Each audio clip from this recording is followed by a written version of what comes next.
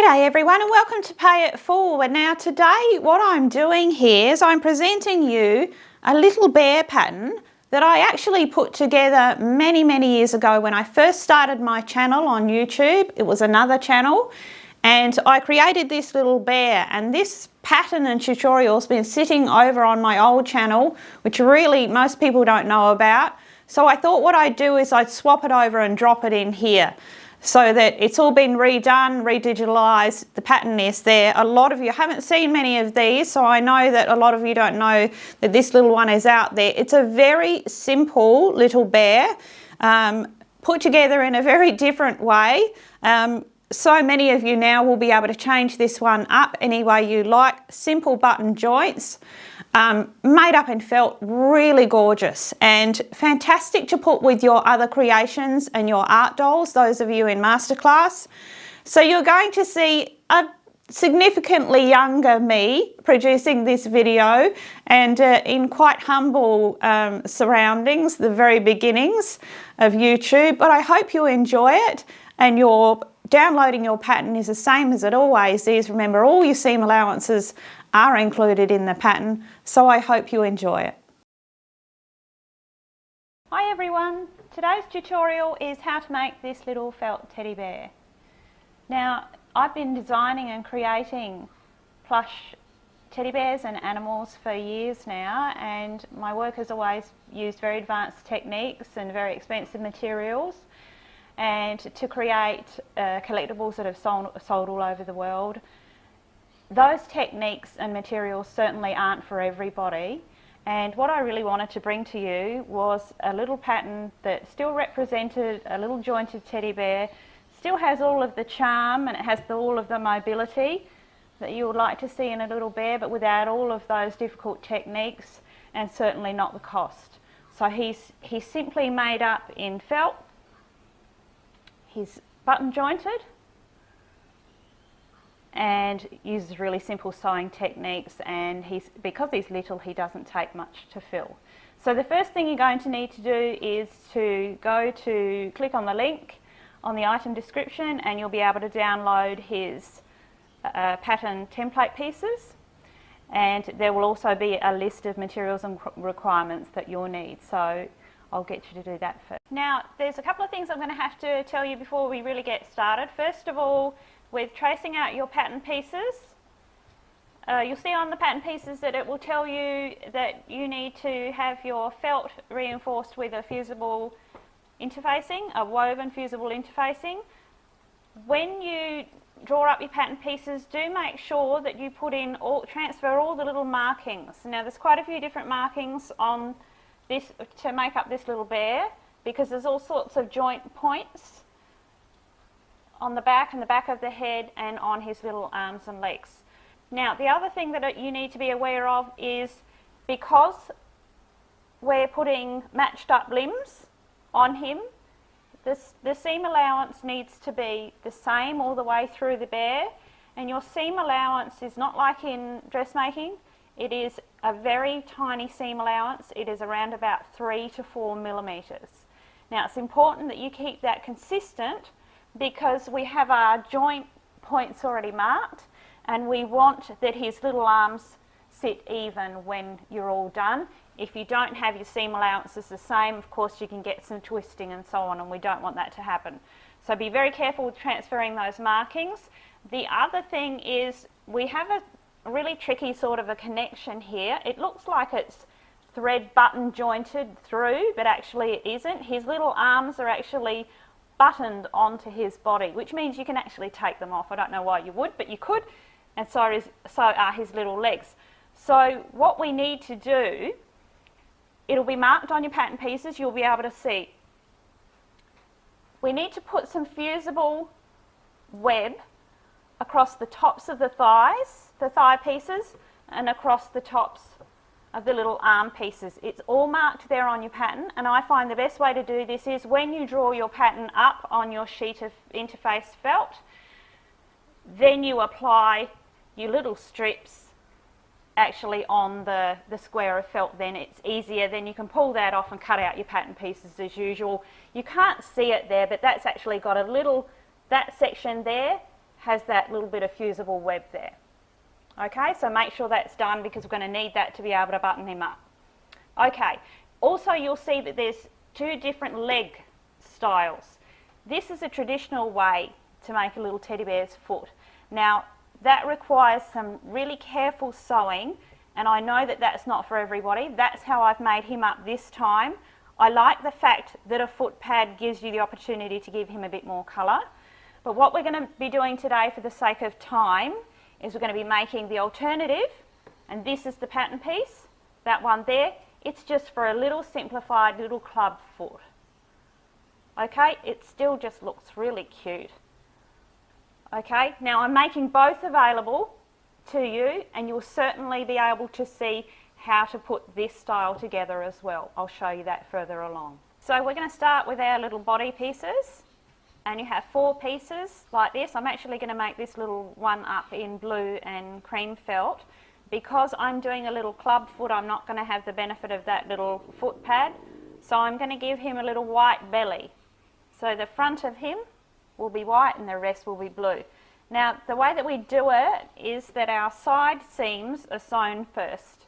Normally we would sew the centre seam here in a bear first. This time we're going to do it this way because of the way we're going to joint him. So we need our 2 side pieces, each of them. Just make sure that you're matching up your marks. This mark here, the first one, that's where we start our sewing, and we're going to sew all the way down to the bottom on this side, and we're going to leave this section here open. Now as we go further along, I'm going to be teaching you a lot of different little animals and so on, which are quite small, and we want our pieces to be very precise. It really is a benefit to do a little overcasting stitch first. That way we're not dealing with any pins when we're trying to sew on the machine, and if little pieces like this slip on the machine, which they certainly can, then your little joint marks are out and your little bear might be just a little bit twisted. So we don't want that. So while it might seem like it takes a little while to do a little overcasting stitch, it's really worth it, and I do that throughout my work no matter what size. So we'll go all the way to the end. So now we have just overcast our first little seam there. We'll do the same on both pieces. You can see that one's already done. Now I'm going to machine stitch that seam in. I use my stitch length is about a number 2. Now I always double stitch every seam. It's just something that I do. We are going to be putting a fair bit of pressure on these little limbs and parts. We're going to pack them fairly firmly with stuffing, and we don't want a seam exploding. So number 2, and sew that little seam once, and then you can flip it around and sew straight over that same sewing line again. So we'll do that now. So now we have that seam machine sewn. We're just going to turn it through. I'm just going to roll that seam out. Get a nice rounded seam.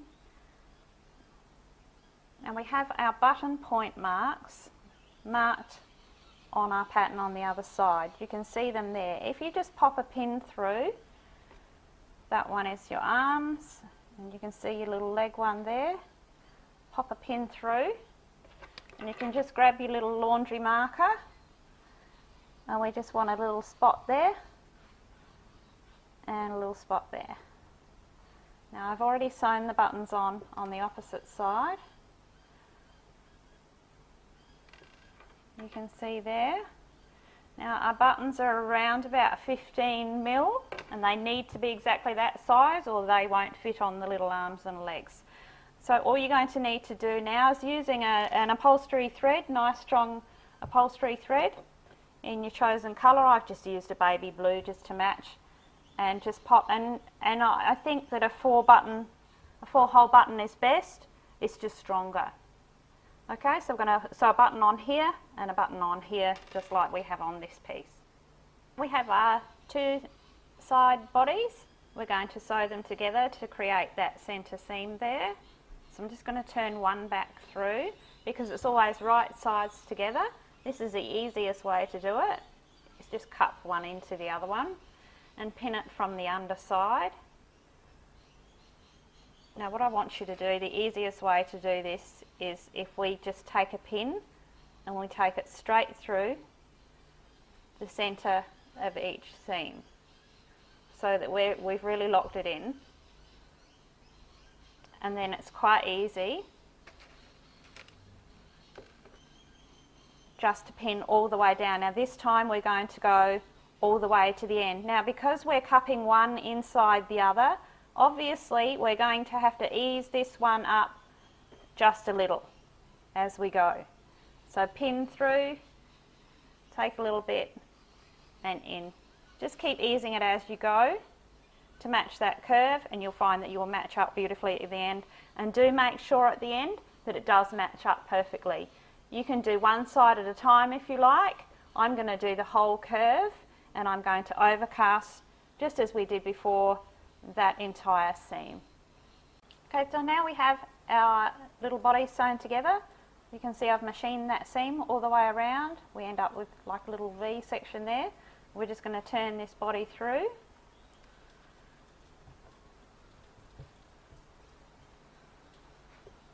I find the easiest thing for pushing seams out is a big old plastic knitting needle, and just run it around each seam like that. And those are our front centre seams that we've just sewn. So we're going to roll those out. Next thing we're going to do is fill up this little body. Now people use all sorts of different things for stuffing tools.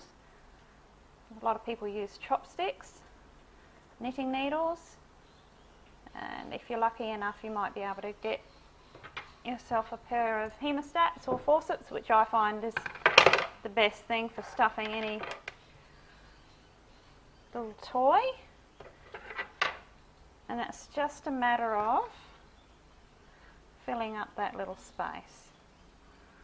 Now don't be afraid to pack that little body really firm, so just small pieces, and always support the area that you're filling, because you don't want to distort the felt, because the felt is quite mouldable still and we don't want it to be lumpy. So you keep on filling and packing quite firmly. You'll be surprised how much this little body will take. It's a little bit hard for me to show you just exactly how firm, but I'll try and give you an idea with this little one. There really isn't much give there at all. You really can pack it quite solid. You can see there that it's still quite soft. We actually need it packed quite firm. You can see that it's not giving much to any pressure there at all. So keep filling him up until we get to the top. So now we have our little body all filled, as you can see, filled right up to the top, and just a little bit softly around that neck area there. Now you can see that that's quite firm. You'd be surprised how much this little bear can eat. So this is his front. When you are filling him, make sure you have a good look at it and make sure that you're filling out his tummy evenly, and he should look like a little pear at the end.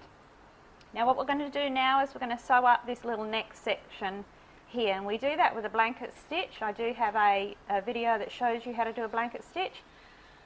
So the best way to do that is we're going to meet the seams again. We want them, and this is where your seam allowance being kept even really comes into play.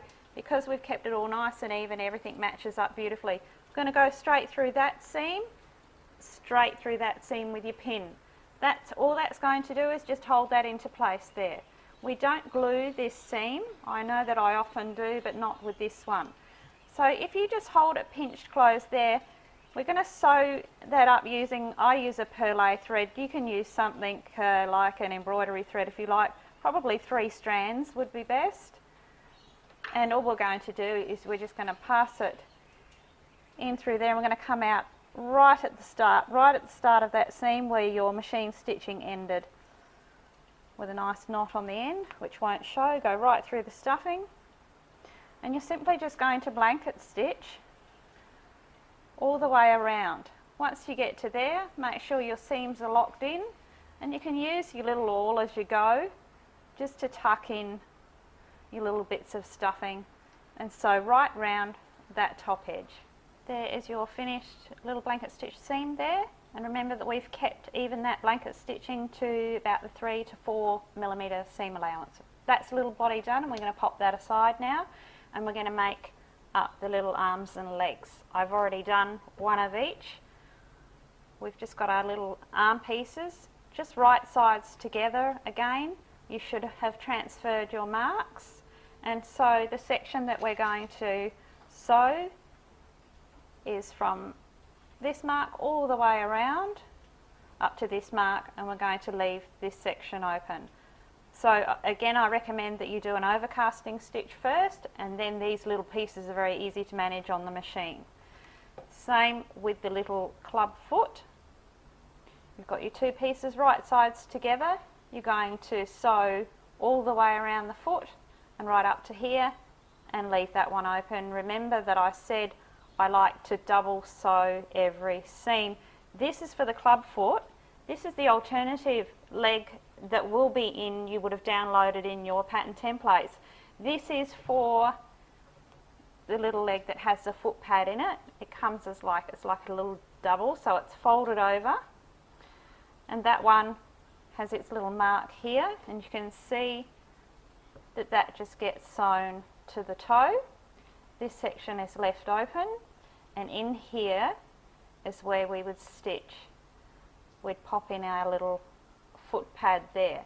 If you'd like to do this leg for your little bear, I have a tutorial called how to do a stab back stitch, and that will show you exactly how to not only sew that in, but to pin it in easily, and show you how to sew that little foot pad in.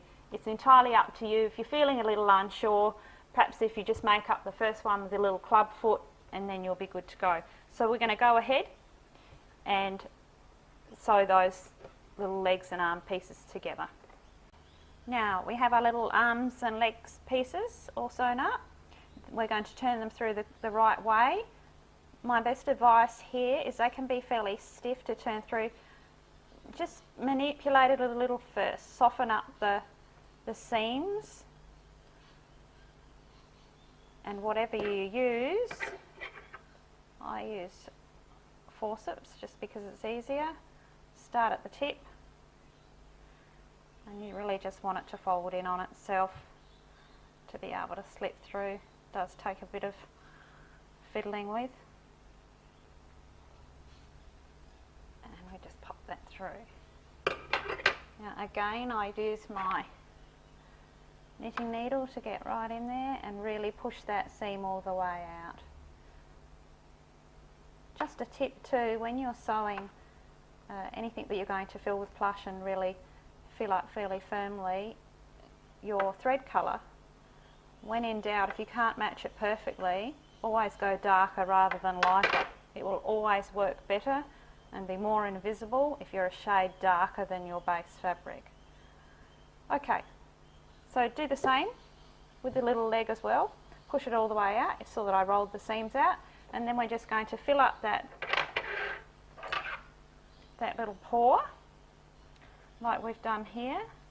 Again, just a little bit, support the end, and we really want to get that stuffing right down to the end.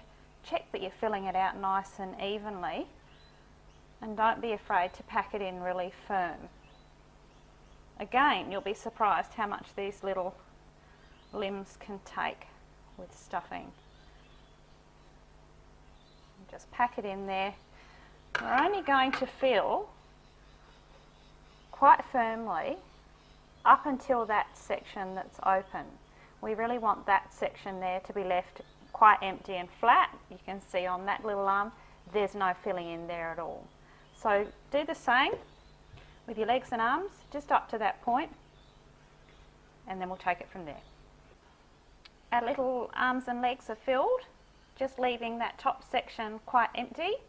Next step is to sew those two edges together evenly from where you started and finished with a blanket stitch again.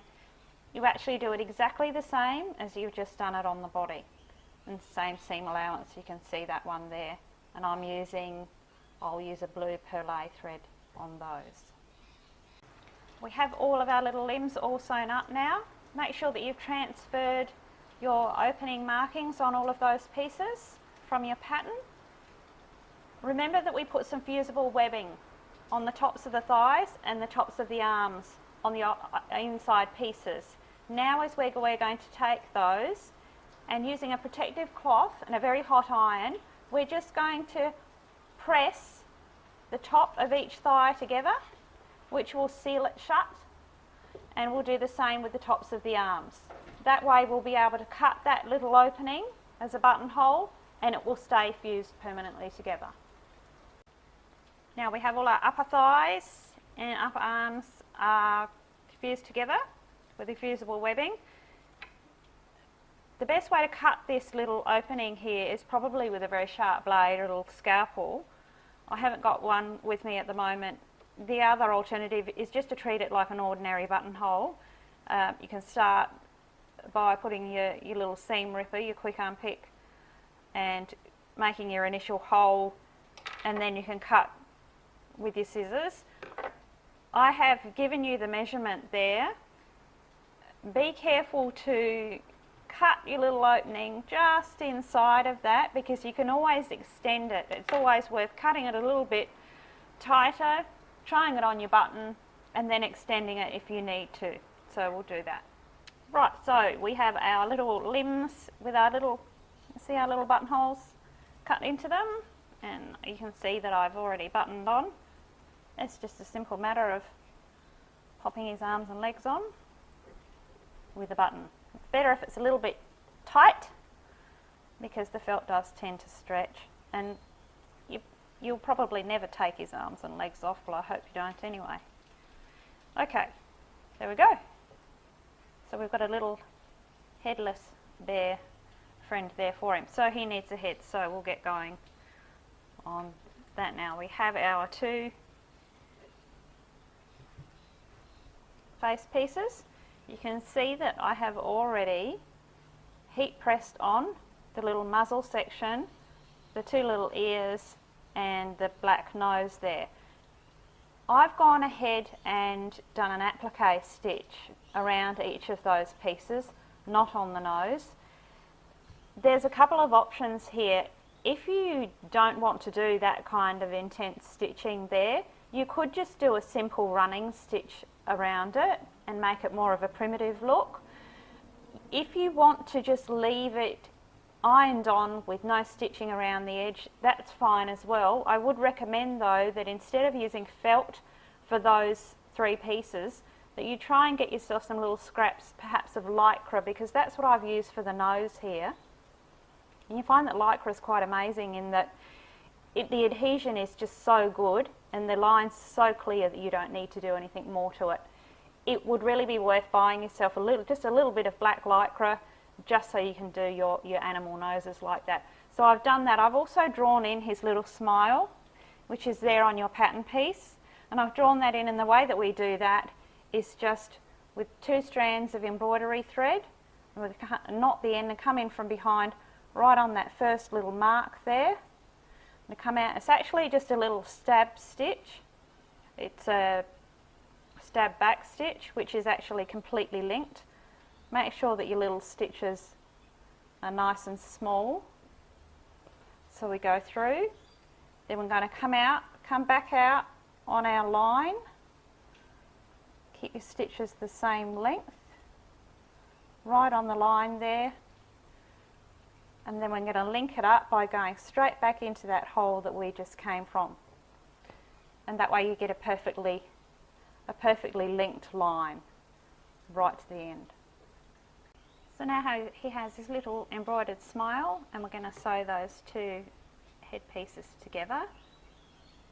Again, just check your marks that you would have transferred onto your fabric, and you can see that there's one there and there's one there. And we're going to do an overcast stitch all the way around, and then machine sew twice, just as you have with all of your other parts. Those are our little face pieces sewn together, machine sewn twice from there to there. We've left the top section open. Just just going to turn that one through.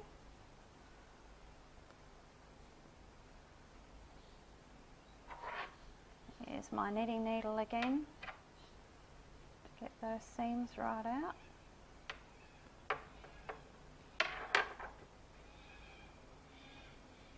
Roll those seams. You can see we've got that little face there.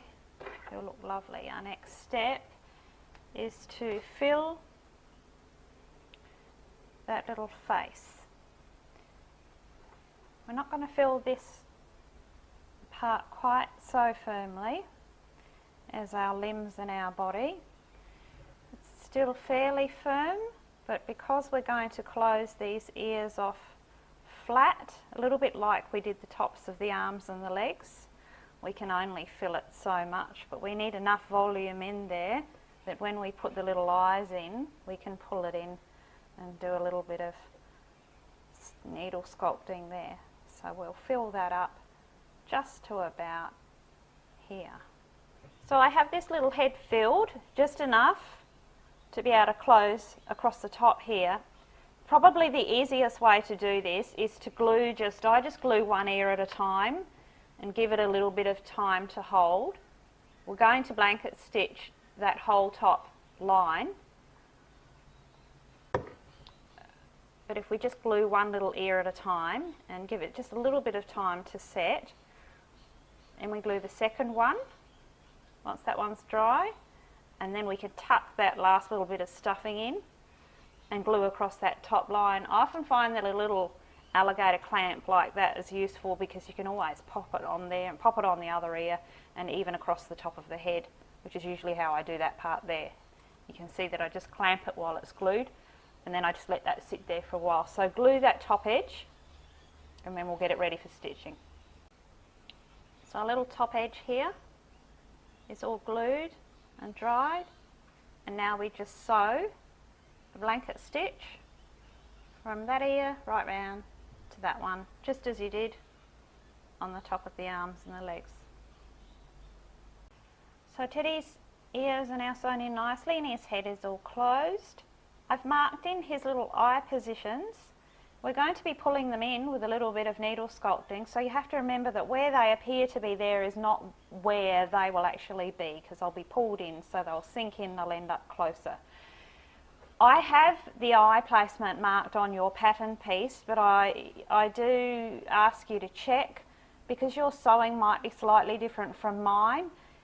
Best always to measure it, and the best way to measure it is right from the centre of his nose, and make sure that they are the same distance apart from the centre of the nose, and make sure that they're not sitting up too high, but use my template as a guide. Now I've chosen some really tiny little buttons. They're not specialty buttons. I just found them in our local craft shop and they're really good. Whenever I find tiny ones like this, I always buy a heap. So, and I'm just using black, because black or very, very dark brown just seems to work best. Colours tend to look a little bit starey. So we're going to start by using an extra strong upholstery thread on a needle, just a single strand, just a nice neat knot on the end. We're going to start at the front so we can get that placement really good. We're going to start straight through the centre of the eye. Have a look as you're going through. We want to keep that coming out quite parallel there, right through to the back of the head. Then we're actually going to try and go back in the same hole or very close to the same hole. We're going to come out again right on the same spot just about, and we're going to put our first little button on. Just make sure that's the right way.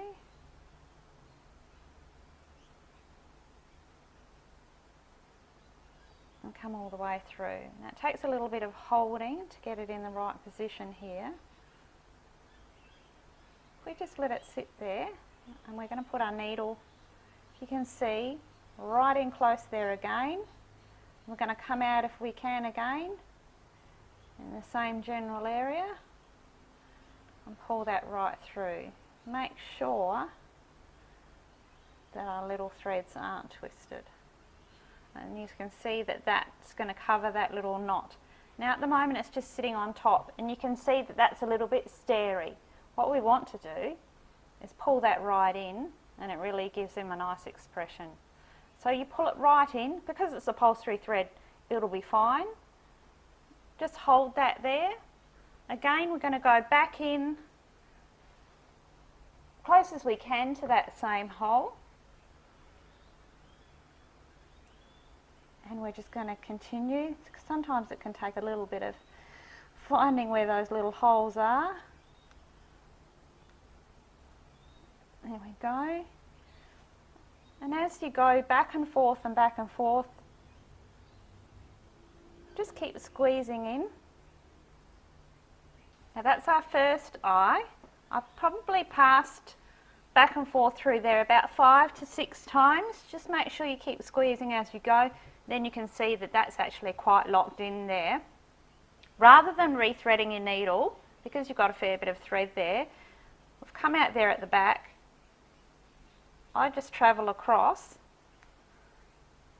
and come out across to where the back of the other eye is going to be. And then we can go straight through and come out right on that eye spot. And then we do exactly the same thing for the second eye. And the important thing here is to make sure that you are needle sculpting that second eye in to match the first. So we don't want him sitting there with one eye sitting right out and one eye pulled right in. We want them to be nice and even. So check your placement. Make sure you're pulling it into the right spot so that when you put your next stitches in, and sew that in nice and tight just the same. And then you'll end up with a nice even pair. That's our second eye now pulled in nice and evenly. You can see that there. I'm just going to show you when we finish off in anything that's 3D or plush, dive back into the little head and just come out a little way away. We don't actually tie off a knot because we really don't want that showing. So the trick is to go in and out.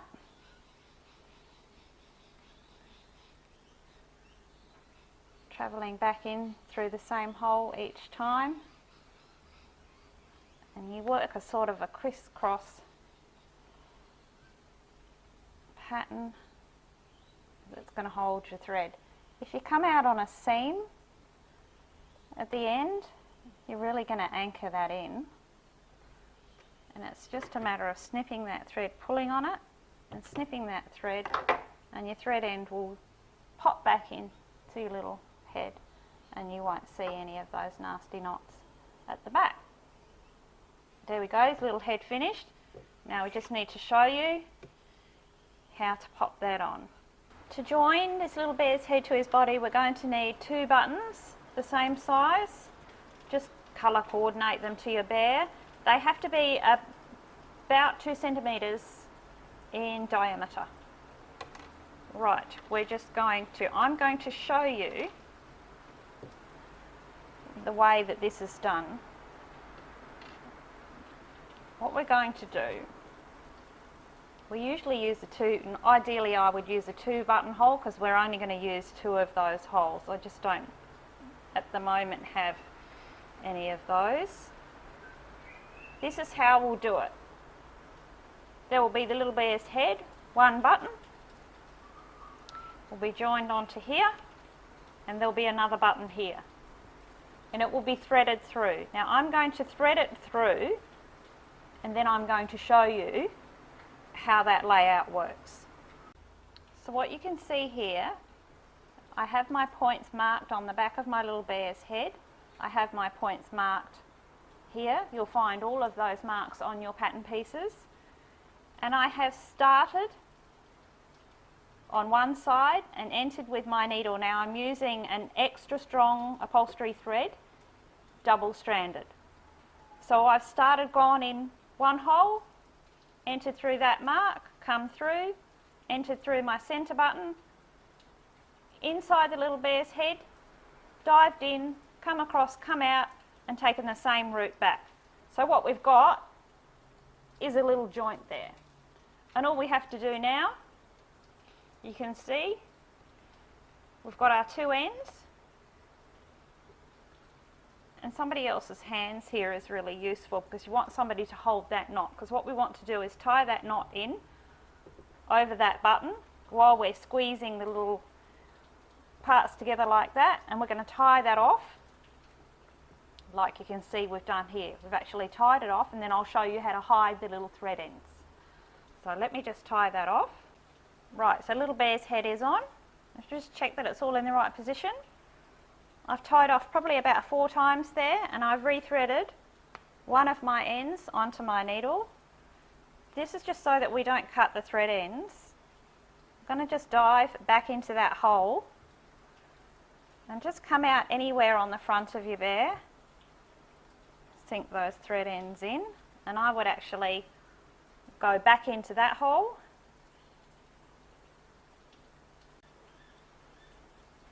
and just back through the back. Snip that end. Then just do exactly the same thing with your second one. Rethread that onto your needle and dive it back in. Yay, so now is all done, and little brown bear has got a blue friend.